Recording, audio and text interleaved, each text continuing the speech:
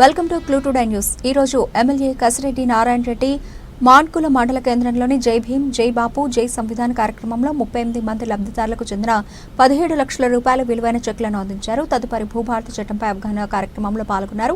TPCC కార్యదర్శి సూదిని రామరెడ్డి, కాంగ్రెస్ మండల పార్టీ అధ్యక్షుడు బట్టు కిషన్ రెడ్డి, మాజీ జెడ్పీటీసీ ప్రభాకర్ రెడ్డి, మాజీ ఎంపీపీ జంగయ్య, విజయ డైరీ చైర్మన్ బొజ్జ సాయిరెడ్డి, కాంగ్రెస్ నాయకులు కొండలరెడ్డి, శ్రీనివాసరెడ్డి, మాజీ ఎంపీటీసీ కొత్త పాండుగౌడ్, మాజీ ఉప సర్పంచ్ మిద్దె రాములు, మార్కెట్ డైరెక్టర్లు పల్లి జంగయ్య గౌడ్, కొప్పుల జగన్ గౌడ్, యాదయ్య గౌడ్, రమేష్ గౌడ్, సంపత్ నాయకులు కృష్ణమాచారి, డి శ్రీనివాస్ రెడ్డి, రామరెడ్డి, ఎస్ఎస్ఎల్ జిల్లా కాంగ్రెస్ పార్టీ ఉపాధ్యక్షుడు యార నరసింహ, రేవంత్ మిత్ర మండలి అధ్యక్షుడు జింకల భాస్కర్, కాట్ల యాదయ్య గౌడ్, మాజీ ఎంపీటీసీ దేవయ్య గౌడ్, నారాయణ గౌడ్, వెంకటయ్య కురుమ, శ్రేణు కురుమ తదితరులు పాల్గొన్నారు.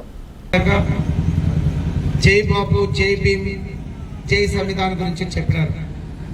మరి ఈరోజు అందరికీ తెలిసినటువంటిది, మనము స్వాతంత్రంగా ప్రజాస్వామ్యంతో ఇంకా ఉంది అంటే ఇవన్నీ మనకు తీసుకొచ్చినటువంటి ఆనాటి మహనీయుడు, వారి ఆధ్వర్యంలో, మహాత్మా గాంధీజీ గారి ఆధ్వర్యంలో మరి మనకు స్వాతంత్రం వచ్చింది.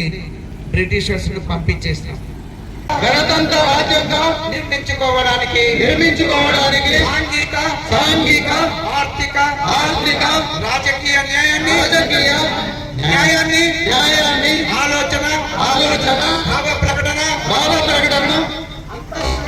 అంతస్తుల్లోనూ అవకాశాల్లోనూ సమానత్వాన్ని కల్పించడానికి కుల మత ప్రాంత వర్ణ లింగ ధనిక భేద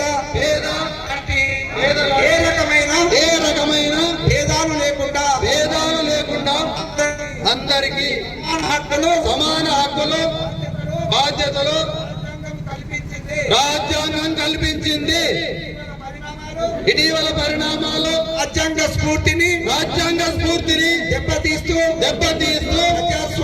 ప్రజాస్వామ్య విలువలను కాలరాస్తూ సమాజంలో అశాంతి నెలకొల్పుతున్నాయి.